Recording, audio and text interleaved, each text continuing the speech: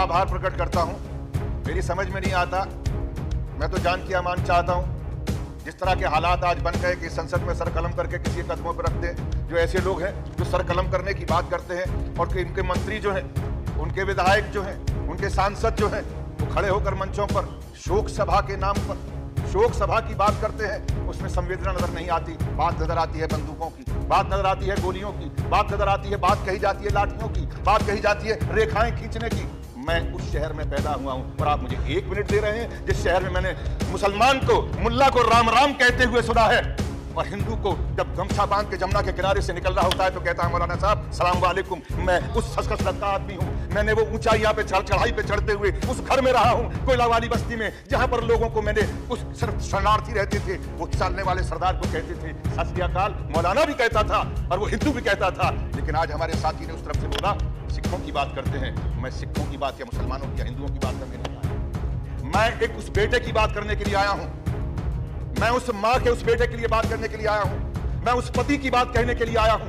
मैं उस बाप की बात कहने के लिए आया हूं जिसका 25 तारीख को कत्ल हुआ, जिसकी हत्या हुई। हत्यारे को सजा मिलनी चाहिए, मैं वो कहने के लिए आया हूं। लेकिन उस हत्यारे की बिना पर आगरा, जो दुनिया के अंदर मोहब्बत का शहर कहलाता है, सिटी ऑफ लव, जिसके बारे में हिंदुस्तान को पहचानने की अगर कोई खिड़की है तो ताजमहल है, आगरा है। ये वो सूरदास का शहर है, ये वो शहर है नजीर अकबर आबादी का, ये शहर है मोहब्बत का, जहां पर शाहजहां और मुमताज की मोहब्बत को देखने के लिए दुनिया के लोग उस शहर के सामने तस्वीरें खिंचवाने आते हैं, उस पटरी पर बैठते हैं। मुझे मालूम है गृह मंत्री महोदय यहाँ पर बैठे हुए और मैं इसलिए भी उनका आदर करूंगा कि उस प्रदेश के मुख्यमंत्री रहे हैं।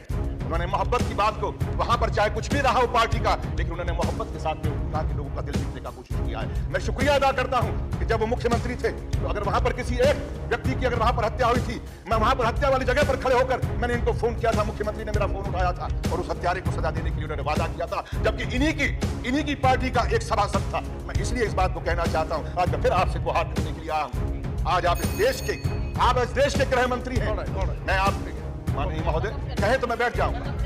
ये बात आगरा की नहीं है, ये बात उस मोहब्बत के शहर की है जिसको नफरत की प्रयोगशाला की तरह से इस्तेमाल किया जा रहा है। मैं उस शहर की बात कर रहा हूं, आगरा शहर। मैं बोलता बहुत कम हूं तो चेयरमैन साहब, मैं कभी कभी बोलने की कोशिश करता हूं, मैं रोज रोज नहीं बोलता हूं, लेकिन जब बोलता हूं तो यहां से बोलता हूं और मुझे बोलने दिया जाए। मैं आज उस शहर की बात कर रहा हूं जिस शहर के अंदर मामूली लोग सिर्फ इसलिए वहां पर चलते हैं कि मुझे उसके साथ में रोजगार करना है।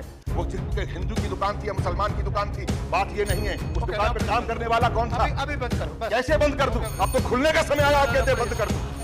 ये दुकान नहीं है, ये इंसानियत की उस चौखट को ताला लगाने की कोशिश की जा रही है। वो आरएसएस, वो बीजेपी के लोग वहां पर खड़े होकर इस बात का ऐलान कर रहे हैं और यहां पर बैठकर वो लोग आज कहते हैं कि हम इस देश के अंदर हम विकास की राजनीति करना चाहते हैं। ये राजनीति विकास की नहीं हो रही, ये राजनीति नफरत की हो रही है। और नफरत को पालने वाले वो लोग जिन लोगों को 2 बार से अगर सांसद बने हैं और मंत्री बने हैं, बिल्कुल सही कहा हमारे साथी ने, वो डिग्री क्या है मुझे नहीं मालूम, वो कहां पर है ये भी नहीं मालूम, लेकिन जो जबान में बोल रहे हैं वो एक अनपढ़ से भी कई